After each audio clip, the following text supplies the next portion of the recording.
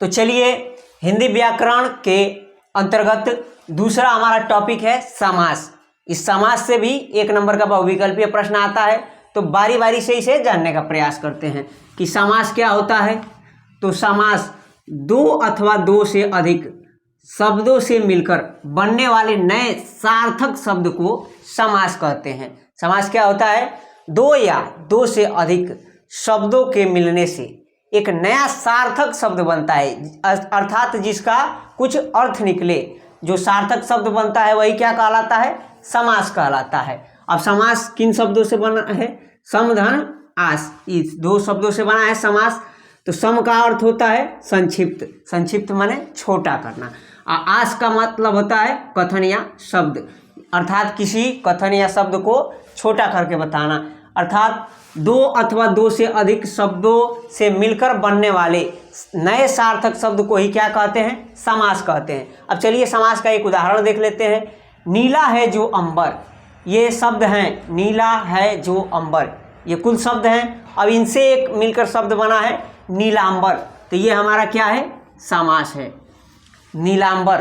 तो इन सभी शब्दों से मिलकर एक शब्द बन गया और इसका सार्थक अर्थ भी निकलेगा, तो यही हमारा क्या है? नीलांबर। ये हमारा क्या है? समास है।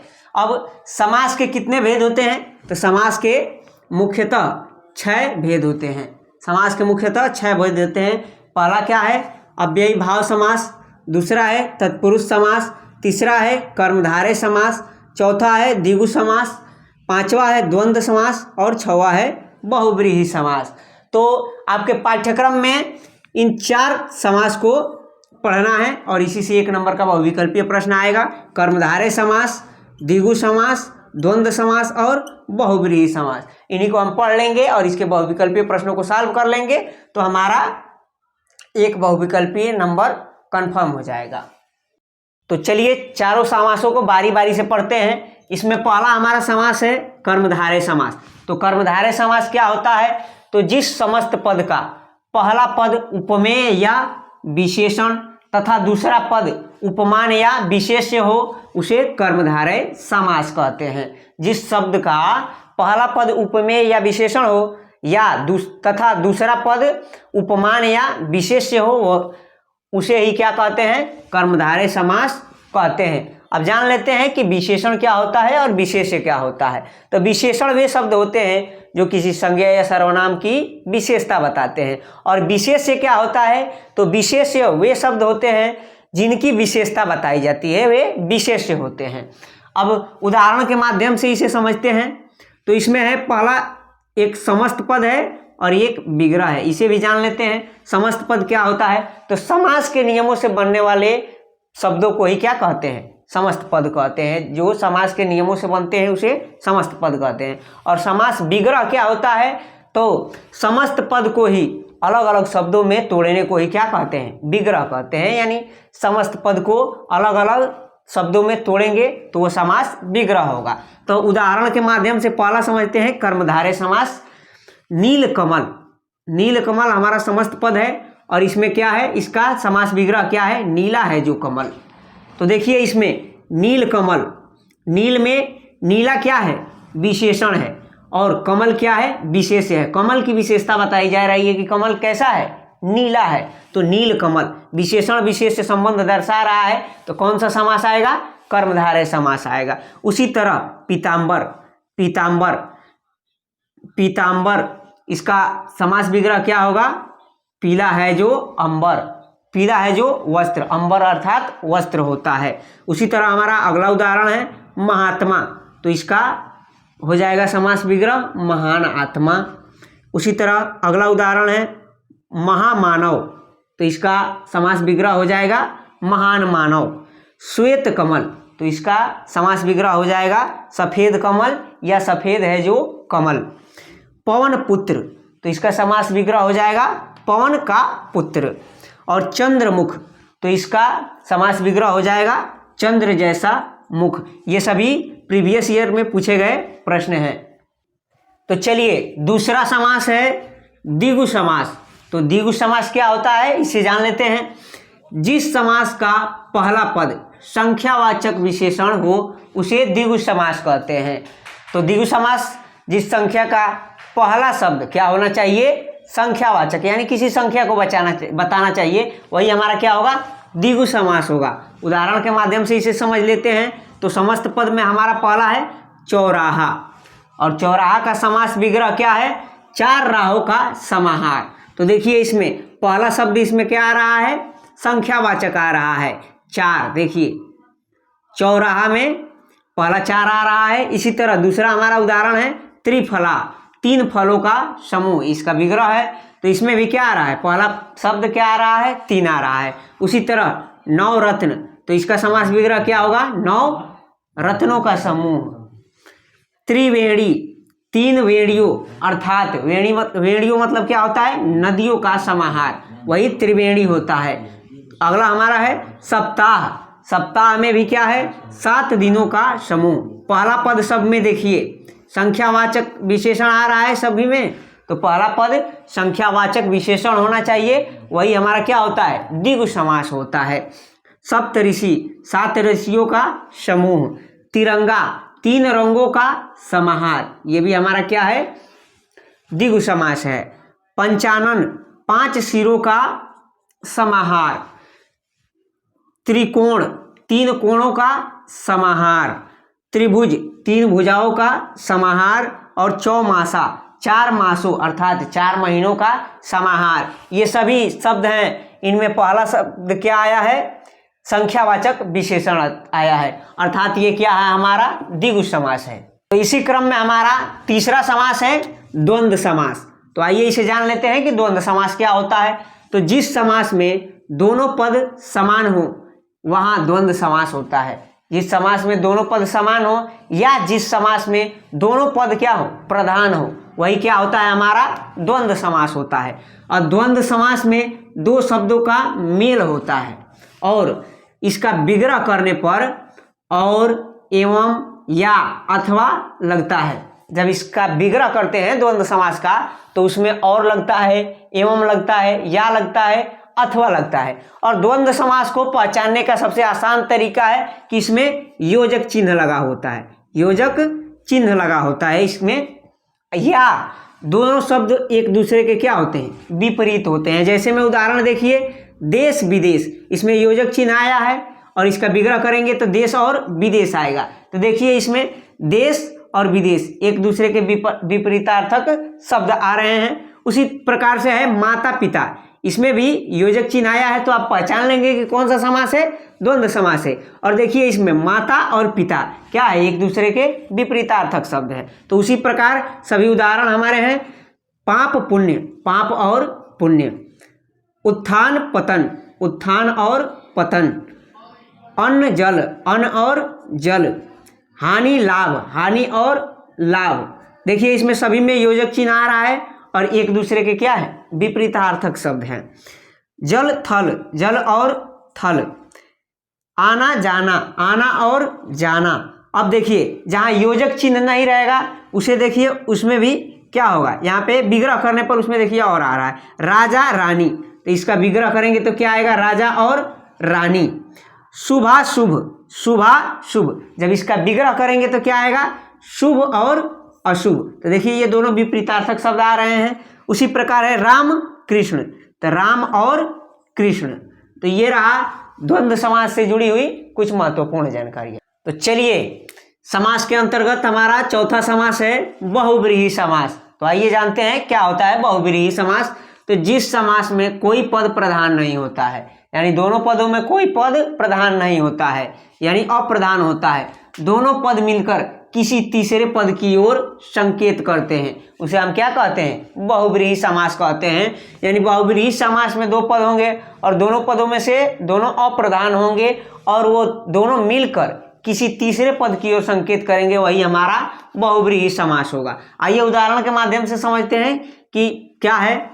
तो ये है हमारा समस्त पद चक्र पाणी, चक्र पाणी। अब इसका विग्रह करते हैं तो क्या आता है, चक्र है पाणी में जिसके, पाणी अर्थात हाथ होता है, पाणी अर्थात हाथ होता है। तो चक्र है पाणी अर्थात हाथ में जिसके, तो चक्र जिसके हाथ में होता है वो कौन होता है, विष्णु जी होते हैं, अर्थात विष्णु। तो देखिए चक्र पाणी है और इसका समास विग्रह करने पर ये किसकी ओर इशारा कर रहा है? सीधा विष्णु जी की ओर इशारा कर रहा है। तो दोनों इसमें चक्र और पाणी ये अप्रधान शब्द हैं और ये तीसरे व्यक्ति की ओर इशारा कर रहे हैं, विष्णु जी की ओर इशारा कर रहे हैं। तो ये हमारा क्या हो जाएगा? बहुव्रीहि समास। उसी प्रकार वीणा पाणी, वीणा है पाणी में जिसके, अर्थात वीणा जिसके हाथ में है, किसके हाथ में रहता है वीणा?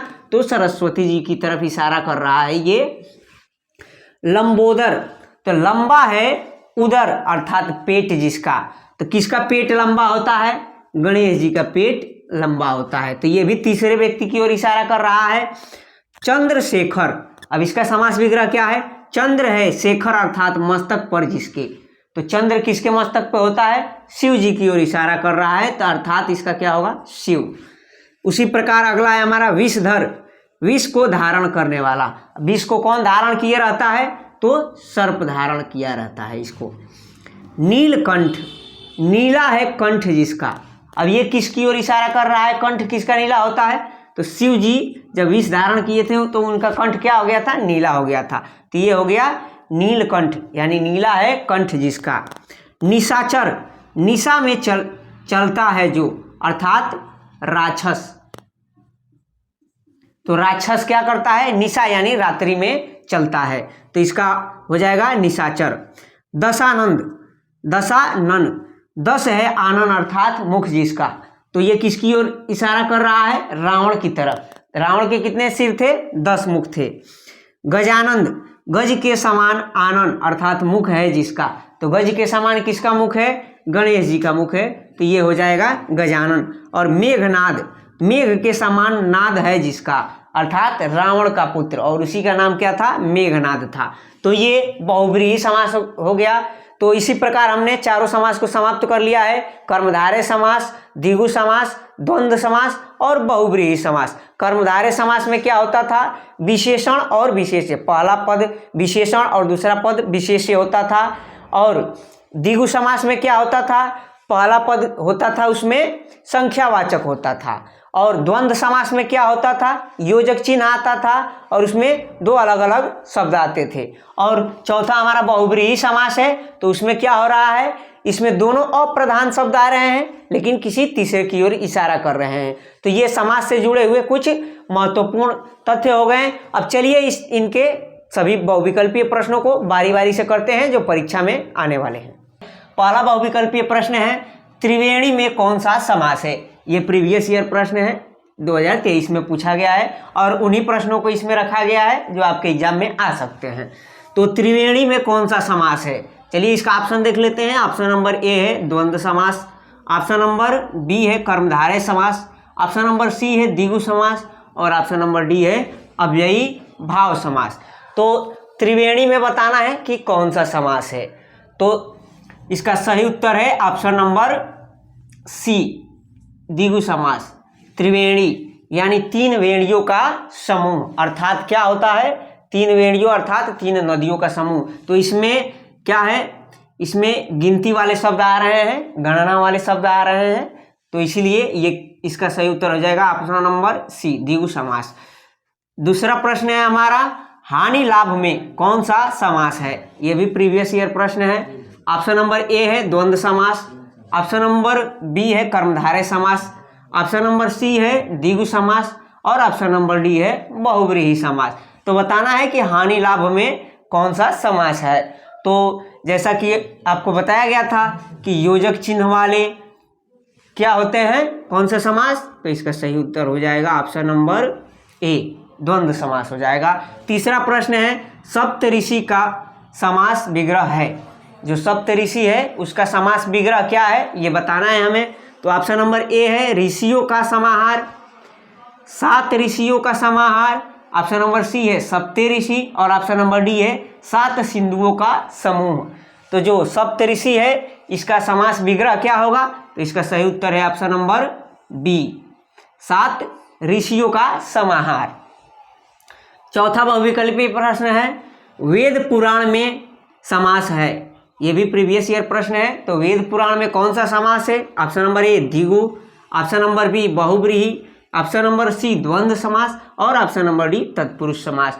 तो जो वेद पुराण है इसमें कौन सा समास है? तो इसका सही उत्तर हो जाएगा ऑप्शन नंबर सी, द्वंद्व समास है, योजक चिन्ह आया है। पंचवटी में 5 नंबर प्रश्न है, पंचवटी में कौन सा समास है?